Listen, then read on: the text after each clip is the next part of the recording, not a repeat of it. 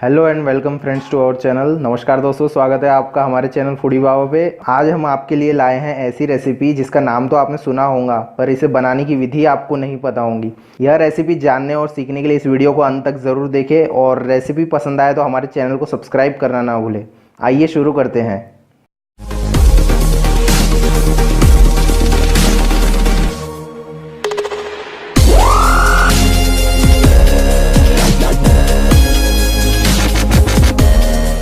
तो friends, ingredients में हम लेंगे नमक स्वाद अनुसार, 2 चम्मच लाल मिर्च पाउडर, थोड़ी सी हल्दी, आधा चम्मच जीरा, आधा चम्मच राई।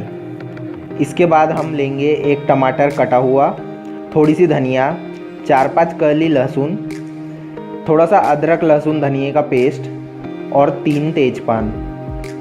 साथ में हम लेंगे 150 ग्राम तुअर की दाल और 1 पाव मटन।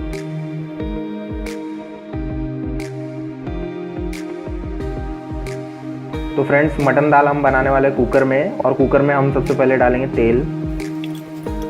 हमने 3 माप तेल कुकर में डाल दिया है। अब हम तेल को गर्म होने देंगे। जो कि तेल गर्म हो चुका है, अब हम इसमें डालेंगे तेजपान। तेजपान के बाद हमने डाला है जीरा राई।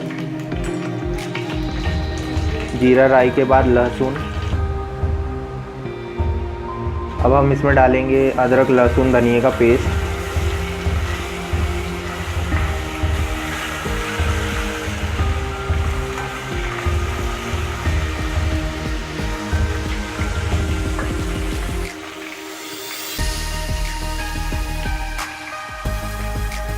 अब हम इसमें डालेंगे टमाटर।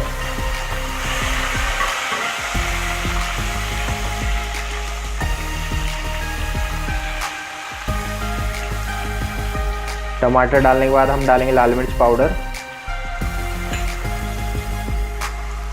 लाल मिर्च पाउडर के बाद हल्दी। हल्दी के बाद डालेंगे हम नमक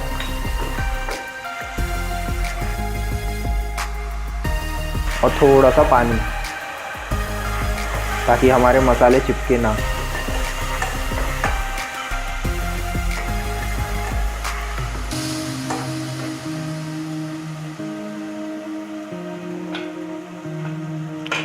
और हम मसालों को ढक के थोड़ा सा भूनने देंगे। 2 मिनट तक के हमने मसालों को भूना है। अब हम इसमें डालेंगे मटन।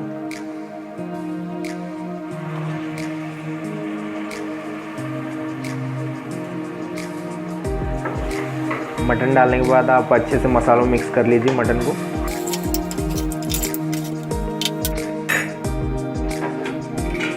इसे हम ढक देंगे कुछ मिनटों के लिए। हमने मटन को 3 मिनट तक के मसाले में भूना है। अब हम इसमें डालेंगे दाल।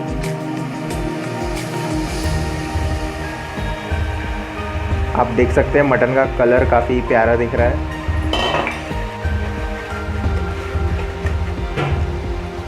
अब हम डालेंगे पानी।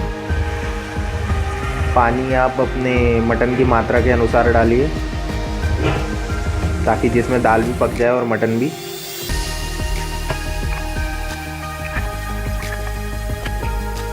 अब हम लॉक कर देंगे लीड को। लीड लॉक करने के बाद जैसे हम कुकर में दाल पकाते हैं उसी प्रकार से हम इसे पकाएंगे। तो फ्रेंड्स, हमने 5 मिनट तक के दाल और मटन को कुकर में पकने दिया है धीमी आंच पे, और अब हम इसे खोलेंगे।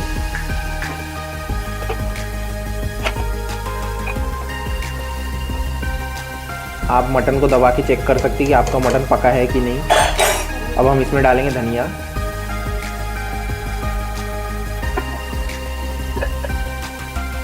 धनिया के बाद हम इसमें डालेंगे आधा चम्मच गरम मसाला।